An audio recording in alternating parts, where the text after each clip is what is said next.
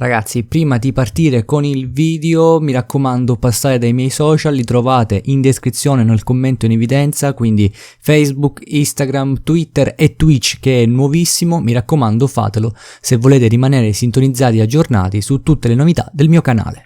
E salve a tutti ragazzi e benvenuti in questo nuovo video. Io sono Zetacrude ed eccoci qui tornati con una serie che non vedevamo da tempo sul mio canale, ovvero le 10 curiosità sui calciatori. Oggi parleremo, come avete visto dal titolo, del giocatore più discusso, uno dei giocatori più forti della storia del calcio. Stiamo parlando di Zlatan Ibrahimovic, ragazzi, che ha segnato la storia del calcio italiano passando dalla Juve al Milan, all'Inter fondamentalmente, e poi andando anche nelle squadre come il PSG, il Barça, ragazzi. Lo conosciamo tutti per la sua sicurezza, per la sua spavalderia, ragazzi, quindi nelle ultime ore, negli ultimi giorni non si fa altro che parlare del suo possibile ritorno in Italia. Sfonda rossonera, ragazzi, sarebbe veramente un colpo incredibile, anche se ovviamente a 38 anni c'è parecchio da lavorare, insomma, per vedere effettivamente se è ancora in forma il vecchio Zlatan. Beh ragazzi, prima di partire col video vi ricordo di lasciare un bel mi piace. Iscrivetevi al canale se ancora non lo avete fatto, iscrivetemi qui sotto ragazzi una volta finito il video se sapevate tutto, ragazzi, e scrivetemi anche magari di chi volete io faccia le curiosità. Adesso mettetevi comodi ed ecco a voi le 10 curiosità su Zlatan Ibrahimovic.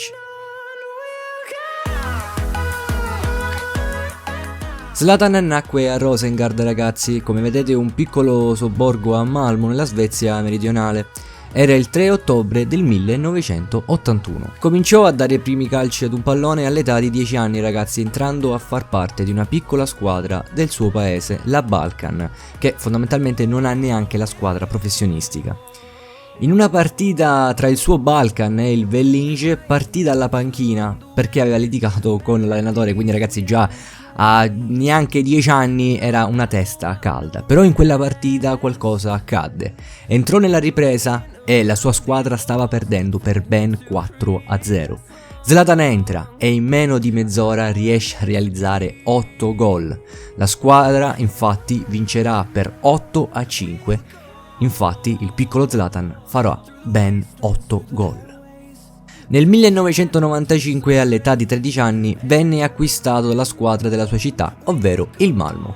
Esordirà 4 anni più tardi, quindi nel 1999, quando Zlatan avrà 18 anni, e diventò già nel primo anno della sua carriera il miglior marcatore dell'anno del campionato svedese, siglando ben 12 gol, quindi ovviamente la strada era spianata per il giovane Zlatan.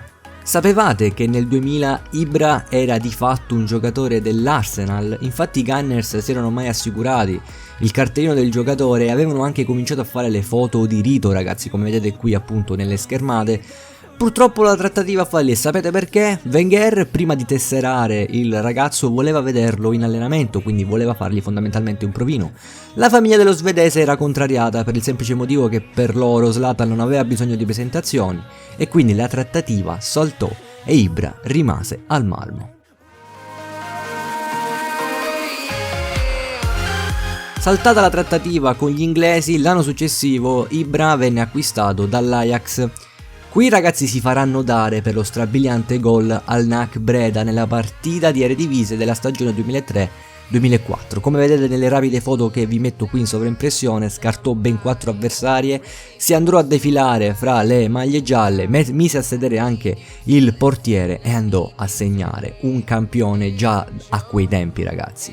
Con i lancieri totalizzerà 74 presenze e ben 35 gol. Nel 2004 passò alla Juventus per ben 16 milioni di euro. Con i bianconeri si farà notare praticamente subito, infatti segnò alla prima di campionato contro il Brescia per il decisivo 3-0 per i bianconeri. Nel 2006 ovviamente conoscete tutti la storia dello scandalo di Calciopoli che sconvolse il panorama calcistico mondiale. Sappiamo tutti anche che la Juve andò in Serie B, ma Zlatan non si accontentava della serie cadetta e per questo, dopo aver segnato ben 23 gol in meno di un anno, decise di trasferirsi e a soli 23 anni era corteggiato da mezza Europa. La sua volontà però non era quella di andare via, ma di rimanere in Italia. Sapeva che lì sarebbe cresciuto tantissimo dal punto di vista tecnico perché le difese rocciose soltanto lui le sapeva scardinare e per questo accettò la proposta dell'Inter che si assicurò le prestazioni di Ibra pagandolo ben 25 milioni di euro, che erano tantissimi soldi per l'epoca.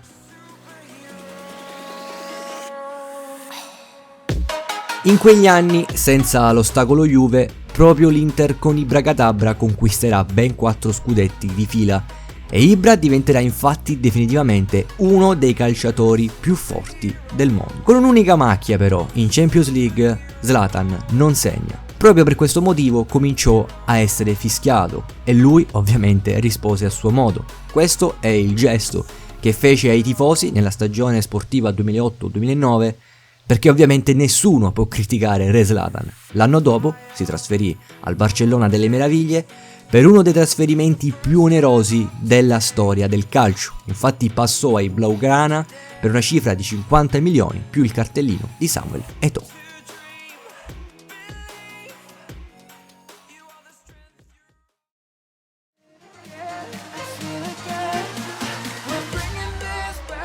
Purtroppo l'esperienza in Blaugrana non fu delle migliori e Guardiola non puntò mai veramente su di lui. Per il modo in cui giocava il suo Barça, la punta di diamante non era proprio il massimo, infatti lui voleva una punta che fosse più mobile, uno che si proponesse di più anche in fase difensiva fondamentalmente, e infatti da quel momento gli difilò una sfilza di panchine.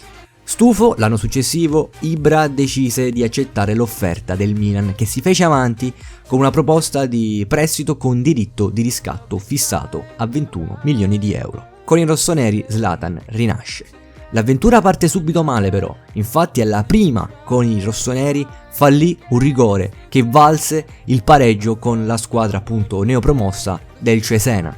Sappiamo tutti però che si riscatterà praticamente subito, infatti neanche 2 partite dopo segnerà il suo primo gol con il Milan in Champions League contro l'Auxerre fissando il 2-0 finale. Nella sua esperienza con il Milan fu storico sostanzialmente il suo rigore alla 37esima giornata di Serie A proprio contro gli ex compagni dell'Inter. La partita era molto dura, molto aperta, ci furono un sacco di interventi cattivi da ambo le parti. Ricordiamo anche un intervento cattivissimo di proprio Ibra nei confronti di Materazzi.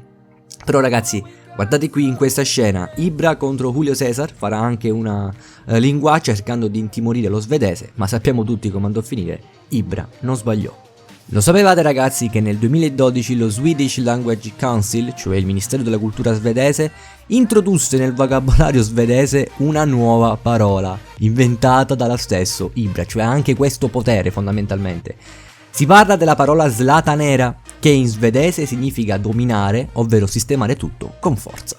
Nel luglio del 2013 passò al PSG, con il quale diventerà il capocannoniere indiscusso della Lega francese per ben 4 anni di fila e diventando l'unico calciatore nella storia mondiale del calcio ad aver segnato con 6 maglie diverse in UEFA Champions League, nonostante non l'abbia mai vinta.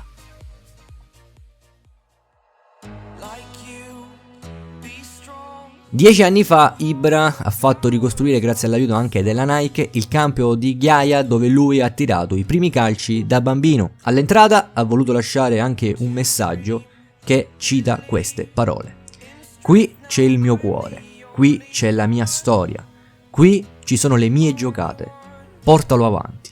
Zlatan. Una frase storica che rimarrà impressa per sempre in uno dei luoghi che ci ha permesso di assistere all'ascesa di uno dei calciatori più forti del mondo. Ecco a voi, Re Zlatan.